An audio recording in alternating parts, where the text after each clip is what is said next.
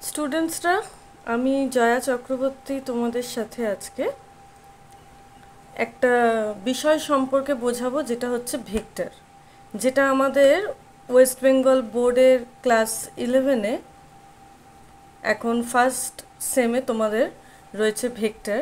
এই ভেক্টর চ্যাপ্টারের প্রথম কথাই বলবো যে ভেক্টর কিন্তু খুব ইম্পর্ট্যান্ট একটা চ্যাপ্টার, যেটা হচ্ছে আমাদের কিন্তু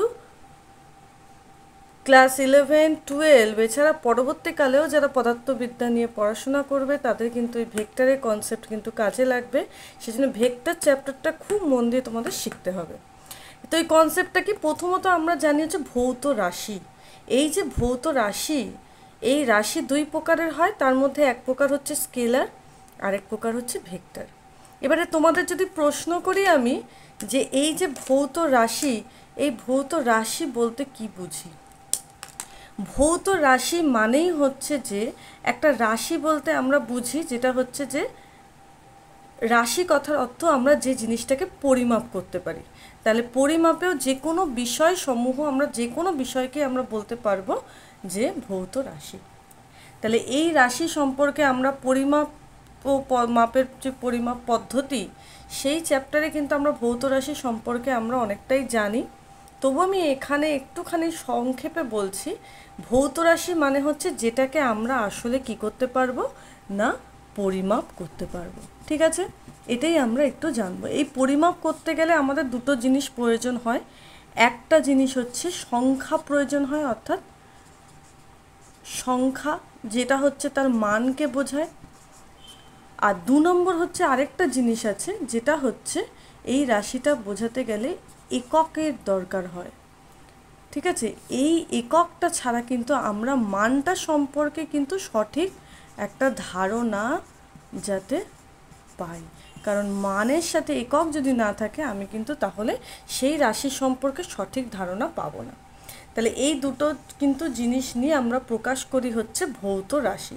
তাহলে সেই রাশিকে আমরা দুটো ভাগে ভাগ করব, এখানে স্কেলার আর ভেক্টর।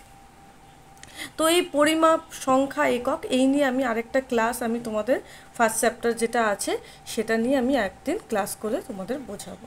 তো আজকে যেটা পড়বো সেটা হচ্ছে what is scalar quantity. Scalar রাশি কি?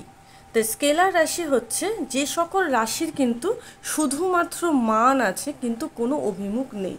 তাহলে এর হচ্ছে শুধুমাত্র মান রয়েছে। আমি কিন্তু পুরো লিখছি না, তোমরা যদি এইটাকে নোটস করতে চাও তোমরা আমার কথাগুলো একটু শুনবে, শুনে কিন্তু লিখে নেবে। এবং দু নম্বর এর যে বৈশিষ্ট্য সেটা হচ্ছে কোনো রকম নির্দিষ্ট কোনো দিক কিন্তু নেই।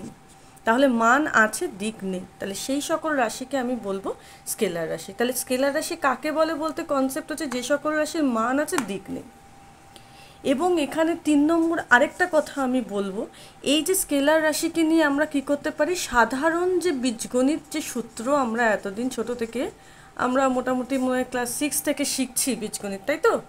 তো সেই সাধারণ বীজগণিতের নিয়ম কিন্তু স্কেলার রাশি মেনে চলে। কিন্তু আমরা যে চ্যাপ্টারটা পড়ছি সেই চ্যাপ্টারটা হচ্ছে আমরা ভেক্টর চ্যাপ্টার পড়ছি। এই চ্যাপ্টারে কিন্তু আমরা ভেক্টর সম্পর্কে বুঝবো।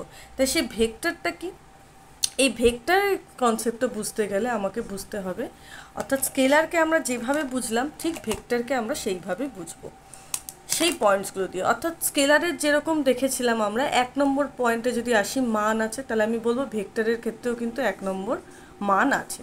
তোমরা লিখে নেবে যে মান আছে। 2 নম্বর কি, 2 নম্বর হচ্ছে যে ভেক্টর রাশির কিন্তু দিক আছে। এখানে কিন্তু বলেছে দিক নেই, তাহলে এটা অপোজিট। তাহলে এখানে কি হবে, দিক কিন্তু রয়েছে। ঠিক আছে, অর্থাৎ একটা নির্দিষ্ট দিক রয়েছে।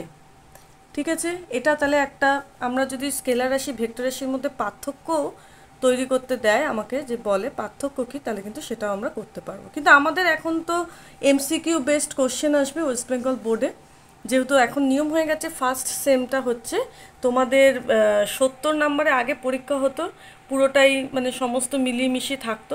এখন যেহেতু প্রথম যে 70-এর মধ্যে অর্ধেক মানে হচ্ছে 35 নম্বর কিন্তু এখন একদম এমসিকিউ দেবে। তো সেই জন্য কী হবে, এরকম পার্থক্য লিখতে দেবে না, কিন্তু আমাদের কনসেপ্ট না জানলে কিন্তু আমরা অনেক হয়তো ছোটো ছোটো প্রশ্ন আমাদের থিওরিটিক্যাল দিল, আমরা কিন্তু পারবো না। তাহলে আমাদের কনসেপ্টটা জানতে হবে, আর কনসেপ্ট না জানলে তাহলে আমরা যেখানে ছিলাম এবারে 3 নম্বর হচ্ছে যে এটা কিন্তু দেখা যায় যে সাধারণ বীজগণিত মেনে চলে, যেটা হচ্ছে স্কেলার রাশি। তাহলে ভেক্টর রাশির ক্ষেত্রে কী হবে, ভেক্টর রাশির ক্ষেত্রে কিন্তু সাধারণ না, ভেক্টর রাশির ক্ষেত্রে কিন্তু ভেক্টরের নিজস্ব নিয়ম আছে। তাহলে ভেক্টর বীজগণিত বলে একটা বীজগণিত আছে, মানে নতুন একটা বীজগণিত আমাদের শিখতে হবে, সেই ভেক্টর বীজগণিত নিয়ম কিন্তু এরা মেনে চলে। তাহলে এইটাও কিন্তু খুব ইম্পর্টেন্ট। অনেকেই যদি ভেক্টর রাশি সম্পর্কে বলতে হয়, তারা বলে যে মান আছে, দিক আছে, উভয় রয়েছে, তাকে ভেক্টর রাশি বলবো। বিশেষ করে আমরা ছোটোবেলায় যেভাবে আমরা ডেফিনেশন তৈরি করতাম, সংজ্ঞা বললে আমরা এটাই বলতাম, কিন্তু আসলে সংজ্ঞাটা কিন্তু পুরোপুরি হয় না, কারণ এমন রাশি রয়েছে যারা কিন্তু মান দিক দুটোই আছে, কিন্তু তবুও কিন্তু তারা ভেক্টর রাশি নয়। যেরকম আমি বলতে পারি, একটা যদি কোনো পরিবাহী, তার মধ্যে দিয়ে একটা পরিবাহী তার আমি আঁকছি, ধরো এইরকম, এর মধ্যে দিয়ে একটা কারেন্ট যাচ্ছে, আমি ধরে নিচ্ছি এদিক থেকে এদিকে, আমি পুরো সার্কিট করছি না, জাস্ট একটা বোঝাচ্ছি। তাই সেই ক্ষেত্রে কারেন্ট যে আই দিয়ে আমরা ডিনোট করি, এই তড়িৎ প্রবাহ মাত্রাটাকে আমরা কি বলতে পারি, এটাকে সাধারণভাবে আমরা যেটা ছোটোবেলায় পড়তাম যে এর হচ্ছে মান রয়েছে। তাহলে মান আছে মানে কি, অর্থাৎ এই যে মান আছে, অর্থাৎ মান আছে মানে এর একটা ভ্যালু আছে, যে 10 অ্যাম্পিয়ার কারেন্ট বা 5 অ্যাম্পিয়ার কারেন্ট যাচ্ছে, তার মানে এটার মান আছে। কিন্তু এর তো দিকও রয়েছে, কারণ এ কিন্তু একটা নির্দিষ্ট দিক থেকে অর্থাৎ আরেকটা নির্দিষ্ট দিকে পৌঁছাচ্ছে। অর্থাৎ আমরা জানি, যদিও একটুখানি আমরা ক্লাস 10-এ পড়েছি, যেটা হচ্ছে উচ্চ বিভব থেকে নিম্ন বিভবের দিকে অর্থাৎ তড়িৎ প্রবাহ মাত্রা কিন্তু পরিবাহিত হয়। তাহলে সেটা হচ্ছে তার দিক হবে। তাহলে দিক রয়েছে, তাহলে আমরা এটাকে ভেক্টর রাশি বলতে পারি, কিন্তু আমরা কিন্তু তড়িৎ প্রবাহ মাত্রাকে ভেক্টর রাশি বলতে পারি না। কারণ কি, কারণ এটা কিন্তু ভেক্টর যে বীজগণিতের নিয়ম মেনে চলে না। তাহলে এটা কত ইম্পর্ট্যান্ট একটা পয়েন্ট, যে এটা না বললে আমরা তাহলে আজকে কারেন্টকে কিন্তু আমরা ভেক্টর রাশি বলতাম, কিন্তু তা তো নয়। তাহলে এখানে আমাদের জানতে হবে যে স্কেলার রাশি, ভেক্টর রাশি, এই 3টে পয়েন্ট সম্পর্কে আমাদের বলতে হবে। এবং তাহলে এই তড়িৎ প্রবাহ মাত্রাটা তাহলে কোন রাশি, তো আমরা ছোটোবেলায় এটা তো এমনি পড়েছিলাম যে এটা একটা স্কেলার রাশি। তাহলে এবার যদি আমরা বলি যে এটা তো স্কেলার রাশিও নয়, কারণ তো দিক আছে, আসলে এটা হচ্ছে টেন্সের রাশি। তো টেন্সের রাশি কি, আমরা এখন এটা নিয়ে আলোচনা এখন করব না, কারণ আমরা এখন স্কেলার ভেক্টর এটা সম্পর্কেই আলোচনা করছি। আমাদের ভেক্টর চ্যাপ্টার, আমাদের এখন টেনশন নেই, তো আমরা সেটা নিয়ে আলোচনা করব না। তা আমরা চলে যাব এবারে যে স্কেলার রাশির কিছু উদাহরণ। স্কেলার রাশির উদাহরণ তাহলে কি কি হবে, স্কেলার রাশির উদাহরণ কিন্তু হতে পারে হচ্ছে যে ভর হতে পারে, কারণ ভরের কিন্তু কোনো রকম দিক নেই, কিন্তু মান আছে। কাজ হতে পারে, তো কাজের কোনো দিক হয় না, কাজেরও কিন্তু মান আছে, দিক নেই। ঠিক আছে, তাহলে এরকম স্কেলার রাশির দৈর্ঘ্য, সময়, এগুলো সবই কিন্তু আমরা তাহলে আমরা স্কেলার রাশি এবং ভেক্টর রাশির যে উদাহরণগুলো কিন্তু আমরা লিখে নিয়েছি। একটা হচ্ছে ভর হতে পারে, দৈর্ঘ্য হতে পারে, সময় হতে পারে, কার্য হতে পারে, কোনোটারই কিন্তু কোনো রকম নির্দিষ্ট কোনো দিক নেই, এবং এরা কিন্তু প্রত্যেকেই সাধারণ বীজগণিতের নিয়ম মেনেই চলে। তাহলে এবারে যদি আমরা ভেক্টর রাশির কথা ভাবি, ভেক্টর রাশিতে কি হবে, যেমন অনেক কিছুই হতে পারে, তার মধ্যে যেমন বল হতে পারে, ওজনও কিন্তু এক প্রকারের বল, তাহলে ওজন একটা বল মানে ওজনও হতে পারে। যেহেতু আমি ভর এখানে বলেছি, ভর আলাদা, ওজন কিন্তু আলাদা, ওজন বা ভারও বলতে পারি। তাহলে ভর আর ভার কিন্তু এক জিনিস নয়, ঠিক আছে। তাহলে ভার হচ্ছে এক ধরনের বল, সেটা কিন্তু একটা ভেক্টর রাশি।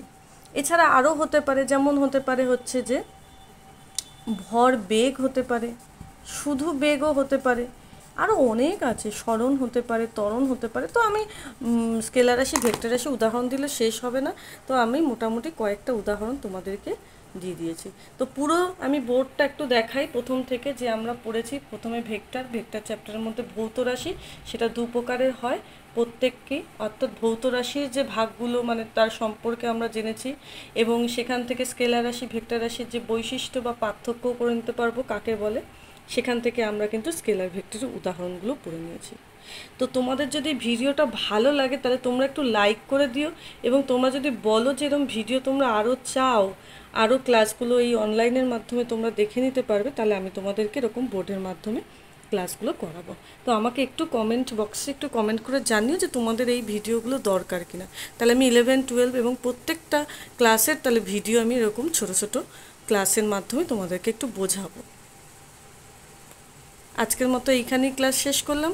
ফার্স্ট ভিডিও আমার ছোট করে আমি করার চেষ্টা করলাম, কেমন হয়েছে তোমরা বলো, এবং কিভাবে এই ভিডিওটাকে ইমপ্রুভ করব, কিভাবে আরেকটু পড়ালে তোমাদের সুবিধা হবে আমাকে তাহলে একটু বলো।